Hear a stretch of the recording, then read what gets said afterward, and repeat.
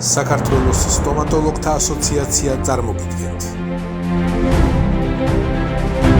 თანამედროვე მედიცინა განსაკუთრებულ ყურადღებას უთმობს დაავადებათა ეგრეთ წოდებულ ჰოლისტიკურ მართვას, რაც თავის თავში გულისხმობს სხვადასხვა დარგის სპეციალისტების გუნდურ მუშაობას ერთი პრობლემის გარშემო.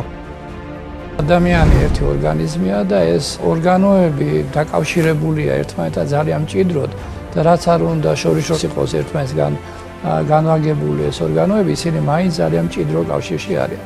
ამიტომ ეხანდელი ტენდენცია და ძალიან სწორი და გამართლებული ტენდენცია ეს არის ყოვლის მომცველი, ანუ ჰოლისტიკური მიდგომა დაავადების მიერ და პაციენტის მენეჯმენტის მიმართ.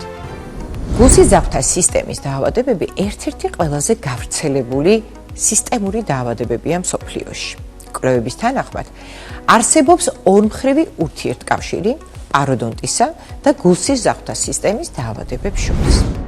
ამ ორი დარგის სპეციალისტთა ცუდ ურთიერთქმედებას, რომელიც არასაკმარის ცუდ ურთიერთქმედებას, რომელიც დღეს არსებობს, ჩვენ გრძნობთ ყოველ დღე. გრძნობთ კარდიოლოგები ერთი მხრივ და გრძნობენ სტომატოლოგები მეორე მხრივ და რასაკვირველია, ამ მხრივ ბევრია გასაკეთებელი.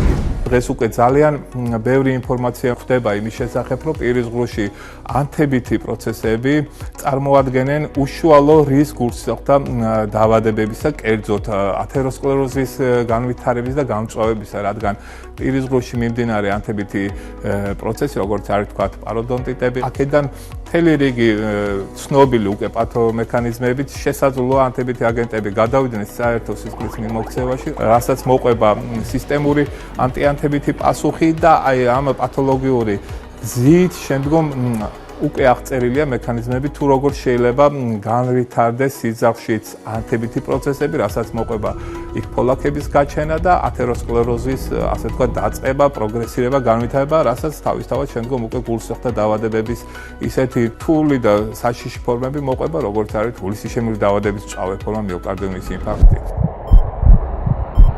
2019 წელს ევროპის პაროდონტოლოგთა ფედერაციამ გულის მსოფლიო ფედერაციასთან ერთად პაროდონტოლოგებისა და კარდიოლოგებისთვის დეტალური ინფორმაცია მოგვაწოდა იმ პაციენტების სამკურნალოდ, რომლებსაც ორივე დაავადება აღინიშნებათ, ან ამ დაავადებების განვითარების მაღალი რისკი გააჩნიათ. ამ ორი ორგანიზაციის კონსენსუსის თანახმად, პაციენტის პირველი ვიზიტის დროს ანამნეზის შეკრების ეტაპზე აუცილებლად უნდა მოხდეს გულსიზრახთა სისტემის დაავადებების და ამ დაავადებათა განვითარების რისკ ფაქტორების გამოვლენა. მაგალითად, დიაბეტი, სიმსუქნე, ჰიპერტენზია, ჰიპერლიპიდემია და ჰიპერგლიკემია. გულსიზრახთა სისტემის დაავადებების მქონე პაციენტებს უნდა ჩაუტარდეთ პირის ღრუს ქსოვილების დეტალური გამოკვლევა. რაც უნდა მოიცავდეს პაროდონტის ქსოვილების გამოკვლევას მთელი პირის ღრუს ზონდირებითა და სისხლდენის ინდექსის განსაზღვრით.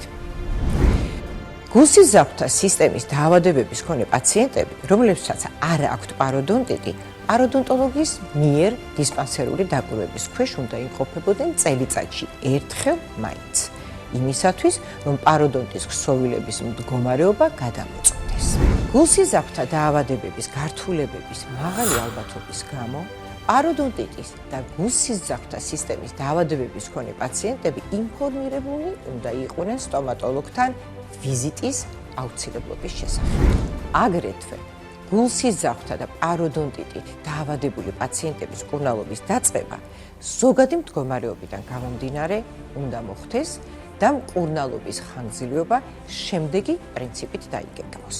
მიუხედავად იმისა, თუ გულსიზრახთა რომელი დაავადება აღინიშნება პაციენტს, ან რომელი პრეპარატით უტარდება მას მკურნალობა, მწვავე სისტემური ანთების განვითარების პროფილაქტიკის მიზნით არაქირურგიული პაროდონტოლოგიური მკურნალობა მაქსიმუმ 30-45 წუთში უნდა გახორციელდეს, რადგან მწვავე სისტემური ანთება, ანუ სისხლის მიმოქცევაში ანთებითი მედიატორების დიდი რაოდენობით მოხვედრა ენდოთელური უჯრედების მოქმედებას აუარესებს და შეიძლება არსებულ გულსიზრახთა დაავადების დამძიმებას შეუწყოს ხელი. პაროდონტოლოგიური ქირურგიული პროცედურები და იმპლანტოლოგიური მკურნალობა ისე უნდა დაიგეგმოს და ჩატარდეს როგორც გულსიძახთა დაავადებების არ მქონე პაციენტებში.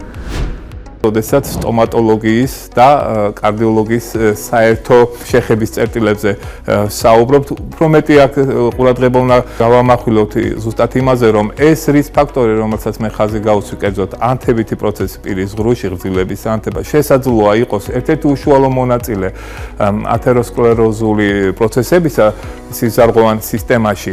ძალიან საყურადღებოა, რადგან ეს რისკ ფაქტორი ეპიდემიოლოგიური შესწავლით ნახეს, რომ დაახლოებით 7-ჯერ უმატებს გულსახთა დაავადებების გართულების, ათეროსკლეროზის განვითარების პროგრესირების რისკს და რაც მთავარია, ეს რისკ ფაქტორი არის მოდიფიცირებადი. ანუ თუ ჩვენს სწორად და კარგად უმკურნალებთ პირის ღრუში არსებულ ანთებით პროცესს, მაშინ ეს რისკ ფაქტორი მოიხსნება და წარმოიდგინეთ, რამხელა უკვე ტვირთი ეხსნება გულსახთა დაავადებების ეგრეთ წოდებულ რისკ ფაქტორების საკმაოდ დიდ კრებულს, ხო? აქედან გამომდინარე, ჩვენ და სტომატოლოგების ამ კუთხით თანამშრომლობა, მე ვფიქრობ, ძალიან მნიშვნელოვანია და ამაზე ბევრი უნდა ვიმუშაოთ ერთობლივად იმისათვის, რომ ძალიან მნიშვნელოვანი ანთებითი რისკ ფაქტორი ათეროსკლეროზის განვითარებისა და პროგრესირებისა მოიხსნას.